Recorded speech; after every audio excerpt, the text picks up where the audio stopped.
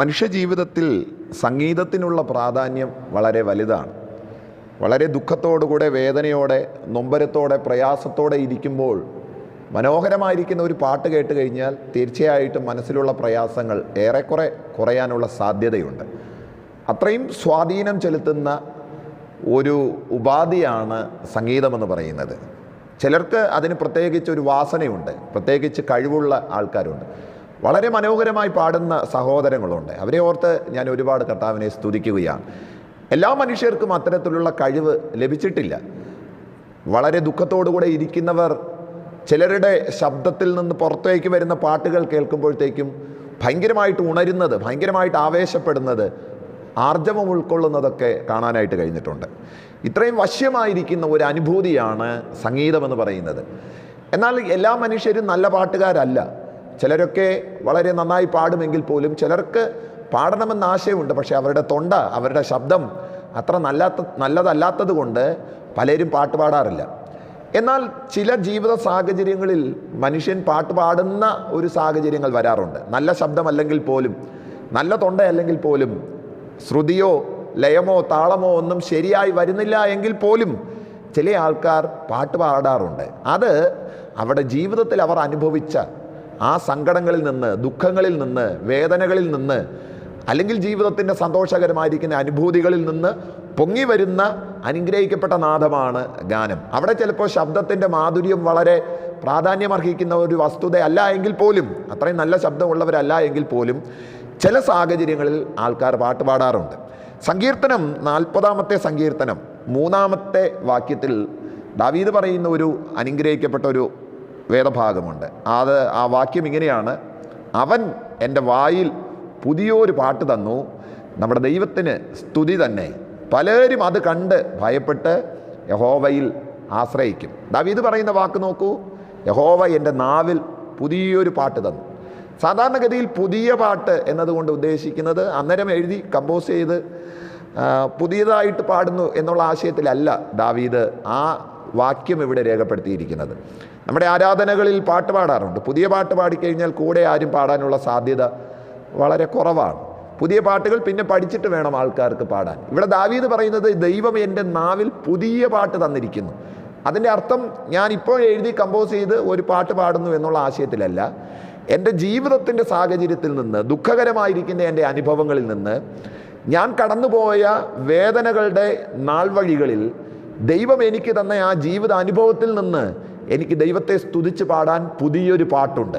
ദൈവമക്കളെ, ഇന്ന് രാവിലെ എന്നെ കേൾക്കുന്ന സഹോദരങ്ങളെ, നമ്മുടെ ജീവിതത്തിൽ പലപ്പോഴും ദൈവം നമ്മളെ നടത്തിയ വഴികൾ, കർത്താവ് നമ്മളെ കൊണ്ടുവന്ന പാതകൾ, കർത്താവ് നമ്മുടെ ജീവിതത്തിൽ നമ്മളെ പഠിപ്പിച്ച ചില അനുഭവങ്ങൾ, നമ്മൾ ഒറ്റയ്ക്ക് ആയിപ്പോയ സന്ദർഭങ്ങളിൽ, പലരും നമ്മളെ ഉപേക്ഷിച്ച് കടന്നുപോയ വേളകളിൽ, നമ്മൾ ഏകാന്തതയുടെ തടവറയിലായി പോയപ്പോൾ, ഒന്ന് വായി തുറന്ന് സംസാരിക്കാൻ കഴിവില്ലാത്തവരായി പോയപ്പോൾ ദൈവം നമ്മളെ നടത്തിയ ആ വഴികൾ ഓർക്കുമ്പോൾ ചിലപ്പോഴൊക്കെ നമ്മൾ നന്ദിയുള്ള ഹൃദയത്തോടുകൂടെ ദൈവം മുമ്പാകെ പറയുന്ന ആ വാക്കുകളെയാണ് പുതിയ പാട്ട് എന്നതുകൊണ്ട് വാസ്തവത്തിൽ ദാവീദ് ഇവിടെ ഉദ്ദേശിക്കുന്നത്.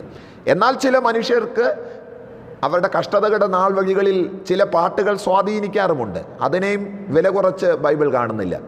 എന്നാൽ ദൈവത്തോട് എപ്പോഴും പറയാൻ, ദൈവത്തിൻ്റെ മുമ്പാകെ തങ്ങളുടെ സങ്കടങ്ങൾ, ദുഃഖങ്ങൾ, വേദനകൾ പങ്കുവച്ച് ദൈവത്തോട് പാടാൻ, ദൈവത്തോട് പറയാൻ ആൾക്കാർക്കുള്ള ആ പുതിയ പുതിയ സംഗതികൾ, അതിനെയാണ് ദാവീദ് ഇവിടെ പുതിയ പാട്ട് എന്നതുകൊണ്ട് ഉദ്ദേശിക്കുന്നത്. പുതിയ പാട്ട് എന്നതിന് രണ്ടാമതൊരു ആശയം കൂടിയുണ്ട്. മിക്കവാറും ആൾക്കാരൊക്കെ സാക്ഷ്യങ്ങൾ പ്രസ്താവിക്കുന്ന ആൾക്കാരാണ്. കർത്താവ് എന്നെ പനിയിൽ നിന്ന് സൗഖ്യമാക്കി, ജലദോഷത്തിൽ നിന്നൊക്കെ സൗഖ്യമാക്കി എന്നൊക്കെ പറയുന്നത് അതൊരു സ്ഥിരമായിരിക്കുന്ന ഒരു സംഗതിയാണ്. എല്ലാവരും പറയുന്നത് തന്നെയാണത്. എല്ലാവരും പറയുന്ന സംഗതിയല്ല പുതിയ പാട്ട് എന്നതുകൊണ്ട് ദാവീദ് ഇവിടെ ഉദ്ദേശിക്കുന്നത്. വ്യത്യസ്തമായിട്ട് ദൈവത്തിൻ്റെ മുമ്പാകെ പറയാൻ, ആൾക്കാർക്ക് ആശ്ചര്യമുളവാകുമാറ് വ്യത്യസ്തമായി പറയാൻ എന്തെങ്കിലും നിനക്കുണ്ടെങ്കിൽ അതിനെ പുതിയ പാട്ടെന്നാണ് വാസ്തവത്തിൽ ദൈവവചനം നമ്മളോട് പറയാനായിട്ട് ശ്രമിക്കുന്നത്. സഹോദരങ്ങളെ, നിങ്ങളുടെ ജീവിതത്തിൽ നിങ്ങൾക്ക് വന്നിട്ടുള്ള നൊമ്പരങ്ങൾ, പ്രയാസങ്ങൾ, വേദനകൾ അത് മറ്റാർക്കും വന്നിട്ടില്ലാത്തതാണ് എന്ന് നിങ്ങൾക്ക് തോന്നുന്നുണ്ടെങ്കിൽ, ആ സങ്കടങ്ങളിൽ നിന്ന് നിങ്ങൾ പുറത്തു വന്നു കഴിഞ്ഞാൽ, രക്ഷപ്പെട്ട് നിങ്ങൾ പുറത്തു വന്നു കഴിഞ്ഞാൽ, മറ്റുള്ളവരോട് നിങ്ങൾ ആ കാര്യങ്ങൾ പറയുമ്പോൾ അത് പുതിയ പാട്ടാണ്. മറ്റാർക്കുമില്ലാത്ത നൊമ്പരങ്ങൾ, മറ്റാരും കടന്നു പോയിട്ടില്ലാത്ത ദുഃഖത്തിൻ്റെ വേളകൾ, മറ്റാരും പാസ് ചെയ്ത് പോയിട്ടില്ലാത്ത ജീവിതത്തിൻ്റെ കനൽ വഴികളിലൂടെ നിങ്ങൾ നടന്നു പോയിട്ടുണ്ടെങ്കിൽ ആ സംഗതികളിൽ നിന്ന് പുറത്തേക്ക് വരുമ്പോൾ മറ്റുള്ളവരുടെ മുമ്പിൽ നിന്ന് നിങ്ങൾക്ക് ഉറക്കെ പറയാനായിട്ട് കഴിയുന്ന ആ വസ്തുതകളുണ്ടല്ലോ, ഉറക്കെ പറയാൻ നിങ്ങൾക്ക് ലോകത്തോടുള്ള ആ സന്ദേശമുണ്ടല്ലോ, അതിനെയാണ് തിരുവെഴുത്ത് പുതിയ പാട്ട് എന്ന് പറയുന്നത്. ഇന്ന് രാവിലെ ഞാൻ നിങ്ങളോട് പറയുന്നു, നിങ്ങൾ ഈ കടന്നു പോകുന്ന ഈ അപൂർവമായിരിക്കുന്ന ജീവിതത്തിൻ്റെ ദുഃഖങ്ങൾ, മറ്റാർക്കുമില്ല എന്ന് നിങ്ങൾക്ക് തോന്നുന്ന, കൂടെ ഉള്ളവർക്കില്ല എന്ന് നിങ്ങൾക്ക് തോന്നുന്ന, സഹപാഠികൾക്കില്ല എന്ന് നിങ്ങൾക്ക് തോന്നുന്ന ആ വെല്ലുവിളി, ആ പ്രതിസന്ധി, ആ നൊമ്പരം, ആ പ്രതികൂലം, വാസ്തവത്തിൽ അതിൽ നിന്ന് നിങ്ങളെ ദൈവം പുറത്തു കൊണ്ടുവന്നു കഴിഞ്ഞാൽ, ഏറ്റവും ഉയർന്ന പാറയിലേക്ക് കർത്താവ് നിങ്ങളെ ഒന്ന് കയറ്റി നിർത്തി കഴിഞ്ഞാൽ, ആ പ്രശ്നങ്ങളുടെ കൂട് പൊളിച്ച് നിങ്ങൾ പുറത്തു വന്നു കഴിഞ്ഞാൽ, നിങ്ങളുടെ നാവിൽ നിന്ന് പുറത്തു വരുന്ന ആ പാട്ട് പുതിയ പാട്ടാണ്. എന്തുകൊണ്ടാണ് ലാസർ മരിച്ച് 4 ദിവസം വരെ കർത്താവ് കാത്തിരുന്നതെന്ന് നിങ്ങൾക്കറിയാമോ? 3 ദിവസം വരെ യഹൂദന്മാരുടെ സമ്പ്രദായം അനുസരിച്ച് 3 ദിവസം വരെ ആ ആത്മാവ്, മരിച്ചുപോയവൻ്റെ ആത്മാവ് ആ പരിസരങ്ങളിൽ ഉണ്ടാകുമെന്നുള്ള ഒരു പൊതുവായ ഒരു ധാരണ യഹൂദന്മാരുടെ ഇടയിലുണ്ട്. യേശു ആ പൊതുധാരണകളെ തെറ്റിച്ചുകൊണ്ട് 4-ാമത്തെ ദിവസം അവൻ്റെ കല്ലറയ്ക്കൽ വന്നു നിന്ന് വിളിച്ചവനെ പുറത്തേക്ക് കൊണ്ടുവരികയാണ്. സ്വാഭാവികമായി മനുഷ്യൻ പറഞ്ഞു വെക്കുന്ന അവൻ്റെ പൊതുധാരണകളെ പൊളിച്ചുകൊണ്ട് പുതിയതൊന്ന് ആ ബഥാനിയയിൽ സംഭാഷണ വിഷയമാകേണ്ടതിന് യേശു അവിടെ 4-ാമത്തെ ദിവസം ഇറങ്ങി വരുവാനായിട്ട് ഇടയായി തീർന്നു. എന്നതുപോലെ പതിവ് രീതികൾ തെറ്റിച്ചുകൊണ്ട്, പതിവ് സ്ലോഗനുകൾ തെറ്റിച്ചുകൊണ്ട്, എല്ലാവരും പറയുന്ന ആ പതിവ് സാക്ഷ്യങ്ങൾ അട്ടിമറിച്ചിട്ടുകൊണ്ട് നിങ്ങളുടെ വിഷയങ്ങൾ, നിങ്ങൾ ഈ കടന്നു പോകുന്ന ഈ കനൽ വഴികൾ, അത് നാളെ ചിലർക്ക് ബലമായി തീരേണ്ടതിന്, നാളെ ചിലരെ ഉറപ്പിക്കുന്നതിന് വേണ്ടിയിട്ട് അതൊരു പുതിയ പാട്ടായി പുറത്തു വരുവാൻ കർത്താവ് ആഗ്രഹിക്കുകയാണ്. അവിടെ ഒടുവിലത്തെ ഭാഗം പറയുന്നത്, പലരും അത് കണ്ട് ഭയപ്പെട്ട് യഹോവയിൽ ആശ്രയിക്കുമെന്നാണ് മലയാളത്തിൽ എഴുതിയിരിക്കുന്നതെങ്കിൽ മറ്റൊരു പരിഭാഷയിൽ പലരും അത് കണ്ട് ആശ്ചര്യപ്പെട്ട് യഹോവയിൽ ആശ്രയിക്കുമെന്നാണ്. ഊമനായിരിക്കുന്ന ഒരു മനുഷ്യൻ വായ് തുറന്ന് സംസാരിച്ചു കഴിഞ്ഞാൽ നാട്ടുകാർക്ക് അത് ആശ്ചര്യമാണ് എന്നതുപോലെയാണത്. നമ്മുടെ ജീവിതത്തിൻ്റെ പ്രശ്നങ്ങളിൽ നിന്ന് നമ്മൾ പുറത്തേക്ക് വന്നു കഴിഞ്ഞാൽ, ഇന്ന് നമ്മൾ കെട്ടിക്കിടക്കുന്ന ആ വെല്ലുവിളികളിൽ നിന്ന് നമ്മൾ പുറത്തേക്ക് വന്നു കഴിഞ്ഞാൽ അത് മറ്റുള്ളവർക്ക് ആശ്ചര്യമായിരിക്കും. ഇന്ന് നിങ്ങൾ അനുഭവിക്കുന്ന ഈ വേദനകൾ മറ്റുള്ളവർക്ക് മൂക്കത്ത് കൈവയ്ക്കാനോ താടിക്ക് കൈവയ്ക്കാനോ ഒക്കെയുള്ള സംഗതിയായിരിക്കാം. പക്ഷേ നിങ്ങൾ ആ വിഷയത്തിൻ്റെ കൂട് പൊളിച്ച് നിങ്ങൾ പുറത്തു വന്നു കഴിഞ്ഞാൽ അത് മറ്റുള്ളവർക്ക് ഒരു ആശ്ചര്യമായിരിക്കും ദൈവമക്കളെ. അതുകൊണ്ട് ഇന്നത്തെ ഈ വിഷയത്തെക്കുറിച്ച് നിങ്ങൾ ആശങ്കപ്പെടരുത്. ദൈവം നിങ്ങളെ അതിൽ നിന്ന് പുറത്തു കൊണ്ടുവന്നിട്ട് പുതിയൊരു പാട്ട് നിങ്ങളുടെ നാവിൽ തരും. ആശ്ചര്യത്തോടെ മറ്റുള്ളവർക്ക് സന്തോഷം നൽകുമാറ്, മറ്റുള്ളവരെ ആശ്ചര്യപ്പെടുമാറ് ദൈവം നിങ്ങളെ ആ വിഷയത്തിൽ നിന്ന് പുറത്തു കൊണ്ടുവരുമ്പോൾ നിങ്ങൾക്ക് ഉറക്കെ പറയാൻ കഴിയുന്ന ആ നല്ല സാക്ഷ്യമുണ്ടല്ലോ, ഉറക്കെ ദൈവത്തെ പ്രകീർത്തിക്കാൻ കഴിയുന്ന ആ നല്ല വാചകങ്ങളുണ്ടല്ലോ, അതിനെയാണ് ദാവീദ് പുതിയ പാട്ട് എന്നതുകൊണ്ട് ഉദ്ദേശിക്കുന്നത്.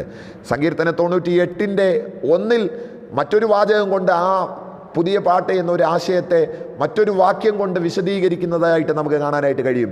യഹോവയ്ക്ക് പുതിയ പാട്ട് പാടുവിൻ, അവൻ അത്ഭുതം പ്രവർത്തിച്ചിരിക്കുന്നു. അതാണ് അതിൻ്റെ യഥാർത്ഥ അർത്ഥമെന്ന് പറയുന്നത്. പുതിയ പാട്ട് പാടേണ്ടുന്നതിൻ്റെ ആവശ്യകത എന്താണ്?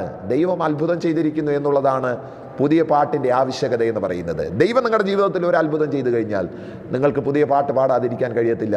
അങ്ങനെ പുതിയ പാട്ട് പാടാൻ, പുതിയ സംഗതികൾ പറയാൻ, ദൈവത്തെക്കുറിച്ചുള്ള പുതിയ വർത്തമാനം പറയാൻ ദൈവം നിങ്ങളുടെ നാവുകളിൽ പുതിയ സംഗതികൾ തരട്ടെ. ഈ പ്രതിസന്ധികളുടെ കൂട് പൊളിച്ച് നമ്മൾ പുറത്തേക്ക് വരും. അന്നേരം നിങ്ങൾക്ക് പുതിയ വാക്കുകൾ പറഞ്ഞ് കർത്താവിനെ മഹത്വപ്പെടുത്താനായിട്ട് കഴിയും. അത് മറ്റുള്ളവർക്ക് ആശ്ചര്യമായി തീരും. അങ്ങനെ ദൈവം നമ്മെ അതിനായി ഒരുക്കുകയും ബലപ്പെടുത്തുകയും ചെയ്യട്ടെ. ഈ വചനങ്ങളാൽ ദൈവം നമ്മെ സഹായിക്കുകയും അനുഗ്രഹിക്കുകയും ചെയ്യട്ടെ. ആമേൻ.